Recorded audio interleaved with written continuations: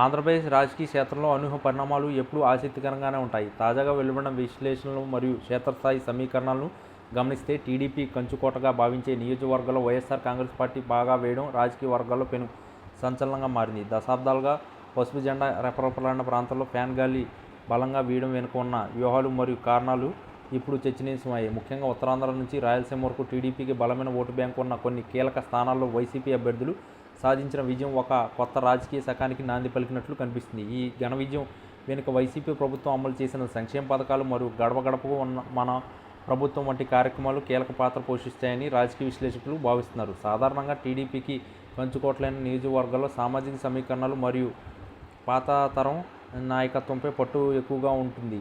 అయితే ఈసారి యువత మరియు మహిళా ఓటర్లు భారీగా వైసీపీ వైపు మొగ్గు చూపడం వల్ల ఫలితాలు తారుమారయ్యాయి. టీడీపీ నాయకత్వం తమ స్థానాలను కాపాడుకోవడానికి ఎంత ప్రయత్నించినప్పటికీ అధికార పార్టీ వ్యూహాత్మక అడుగులు ముందు అవి నిలవలేకపోయాయి. నియోజకవర్గాల పునర్విభజన తర్వాత మరియు మారిన సమీకరణాలు మరియు క్షేత్రస్థాయిలో పెరిగిన ప్రభుత్వ వ్యతిరేకతను సమర్థవంతంగా క్యాష్ చేసుకోవడంలో వైసీపీ విజయవంతమైందని చెప్పవచ్చు. టీడీపీ సిట్టింగ్ స్థానాలను గెలుచుకోవడం ద్వారా వైసీపీ కేవలం తన బలాన్ని నిరూపించుకోవడమే కాకుండా ప్రతిపక్ష యొక్క నైతిక స్థైర్యాన్ని కూడా దెబ్బతీసింది. కుప్పం వంటి అత్యంత ప్రతిష్టాత్మక స్థానాల్లో కూడా వైసీపీ ఓటు బ్యాంకు పెంచుకోవడం ఆ పార్టీ శ్రేణుల్లో కొత్త ఉత్సాహాన్ని నింపింది.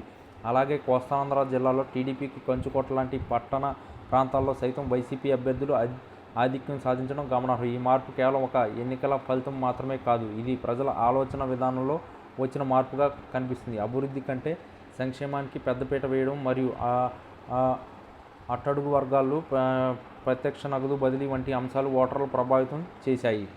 అదే సమయంలో టీడీపీ తన సాంప్రదాయ ఓటు బ్యాంకును ఎందుకు కోల్పోయిందనే అంశంపై ఆ పార్టీ ఆత్మపరిశీలన చేసుకోవాల్సిన అవసరం ఉంది. కేడర్ బలంగా ఉన్నప్పటికీ సరైన నాయకత్వం లోపం లేదా స్థానిక అభ్యర్థుల ఎంపికలో జరిగిన పొరపాట్లు వైసీపీకి వరంగా మారాయి.